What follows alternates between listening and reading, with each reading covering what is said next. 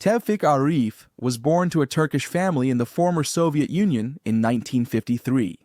After studying international relations in Moscow, he spent 17 years as the deputy director of the Department of Hotel Management for the USSR's Ministry of Commerce and Trade. With the breakup of the Soviet Union, Tevfik and his brother branched out into other industries, among them owning a jewelry business and a chromium plant. Then, due to high-level connections, they were able to move into real estate development in Turkey, Azerbaijan, and Kazakhstan. In 2001, Tevfik moved part of the business to the United States and opened an office in the Trump Tower, 2 floors down from the Trump Organization. He called his firm the Bayrock Group. Tevfik Arif hired Felix Sater, a convicted felon with mob connections, as his managing director. And in 2003, Sater introduced the firm to Trump. While the Bayrock Group suggested Trump license his names to projects in Florida, Arizona, and New York, Trump reportedly found Arif's international connections intriguing and wanted to expand his portfolio through them. In 2005, Trump and his family made numerous trips to Moscow looking for funding. During those visits, Trump tried to launch at least 5 major projects in Russia. They all fizzled.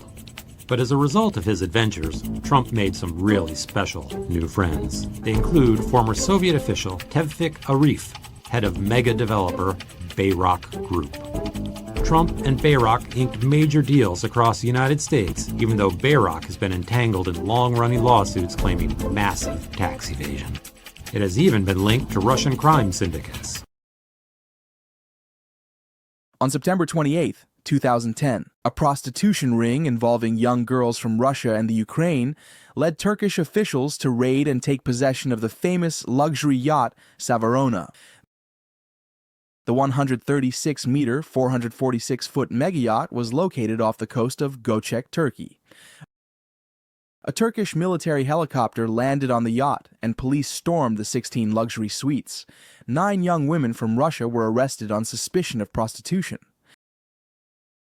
According to Reuters and other published reports, more than a dozen people, including foreign businessmen and 2 underage girls, were detained after the raid. The organizer was Tevfik Arif. Arif was accused by the police of setting up trysts between wealthy businessmen and East European models. The group of businessmen are said to have paid up to $10,000 per night to sleep with the women on board the yacht. The court later stated that all the girls were of age. Why there were 2 underage girls originally, and then all of the girls magically became of age, is uncertain. What is known is that many of the clients aboard the yacht were high-ranking government officials as well as wealthy and powerful oligarchs. According to the investigative materials, after the girls were arrested, they were texted by their handlers and told not to speak or testify. The Turkish police suggested that they get help from the Russian embassy and to contact a Russian-speaking lawyer or their families, but the girls refused. They all followed their instructions and remained silent. We also know through a bill of indictment that earlier in 2010, the police had received information that 2 men, Musa Çelik and Gündüz Akdeniz, were involved in providing underage prostitutes to rich clients in luxury hotels. The police had bugged the phones of the traffickers and discovered they were financed by Tevfik Arif.